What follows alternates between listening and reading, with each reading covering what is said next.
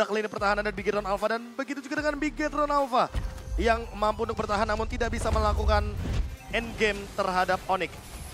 Membaca dari highlight yang tadi sudah sempat kita saksikan, kehadiran dari Boots di lini belakang menjadi salah satu teror yang benar-benar mengerikan bagi kubu dari Bigetron Alpha. Karena Raging Sandstorm-nya bahkan beberapa kali menjadi penentu bagi Onyx itu sendiri dengan Lord-nya, dengan flanking power-nya menuju ke arah Super Fin, dengan Shiva yang menjadi korban, dan beberapa kali kita melihat Shiva hampir menyelamatkan teman-teman Bigetron Alpha dengan Muddles-nya. Namun bergerak menuju ke arah late game, sangat-sangat jarang kita saksikan tim fight yang benar-benar all in kecuali Shiva dan Albert sama-sama muncul. Targeting yang terjadi dari kedua belah tim benar-benar terjadi dari depan dan belakang. Lihat tadi flanking dari Fanny, lihat juga heavy spin daripada Akainya Kairi, dan hingga pada akhirnya Albert beberapa kali terpick off, beberapa kali tertangkap, dan bahkan Onyx yang selalu diselamatkan oleh Suns dengan Netherrealm-nya menjadi satu sosok yang benar-benar sulit untuk didobrak. Dari lini permainan front to back sampai Kairi 1 lawan 2 aja dia bisa loh dapetin Lord-nya di menit yang ke-32, Momo-chan. Wah, dan ini dia nih. Nah ini nih momennya nih. Heavy spin dan bahkan immortality yang ditukarkan. Lalu heavy spinnya berlanjut dengan tiga pemain bahkan yang berdempetan langsung disate sama Albert.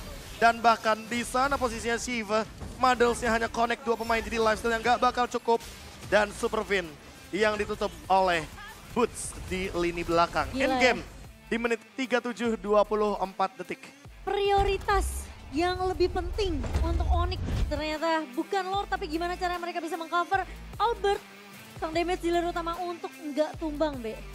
Ini kalau kita lihat bahkan ada 2 Windtalker biar attack speed-nya jauh lebih tinggi. Itu udah membuktikan bahwa memang permainan dari Onyx itu sendiri tidak mengandalkan roamer sebagai lini utama mereka. Setuju. Tapi mereka juga bisa membawakan mid laner initiation, bahkan sampai jungler initiation karena Kairi beberapa kali sempat mendapatkan momentumnya Cimomo. Dengan Barbiel yang dibuka ketika ada 2 pemain yang tertangkap dengan Breath of the Ocean. Dan bahkan permainan front to back yang tidak bisa dihindari lagi. Apalagi dengan Kairi yang menggunakan Leomord. The Outkeeper akan memberikan critical damage. Itu udah dipastikan loh. Pasti keluar critical damage-nya. Dan lagi-lagi ya, siapapun yang kayak, kalau kita ngelihat Kairi yang sempat dipanin sama Sorizo di turtle pertama, adaptasinya Onyx tuh langsung cepet, Be. Iya, mereka benar-benar langsung nutup gamenya dan ini dia momentum yang tadi udah sempat kita mention Cimomo. Dari Onyx, siapapun bisa bikin move, bisa bikin gerakan dan ini juga gerakan yang indah banget. Breath of the Ocean, Rogue Wave, dan bahkan ada Phantom Steed. Dan dengan eksekusi yang bagus banget dari Phantom Stomp dan juga bahkan dengan gerakan Retribution-nya, trade kill selalu terjadi. Ini juga salah satu contoh trade kill-nya.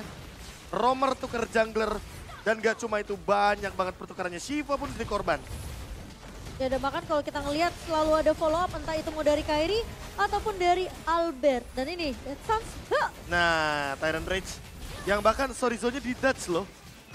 Dihindarin. Dan ini dia momentum akhir ketika kita melihat ada satu gerakan Petrify yang miss tapi Rogue Wave-nya tetap on point.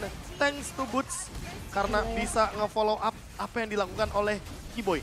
Anggapannya gini, roamer bikin mistake dari inisiasi sering terjadi. Betul. Karena roamer di MPL manapun juga pernah melakukan hal tersebut. Betul. Tapi follow up dari temennya yang bikin kesalahan itu tidak terlihat, ini ada di Onyx. Makanya siapapun yang buka team fight dari Onyx, follow up-nya tuh jadi pemanis gitu loh. Betul, anggapannya semua inisiasi yang dibuka oleh siapapun itu nggak pernah sia-sia, Be.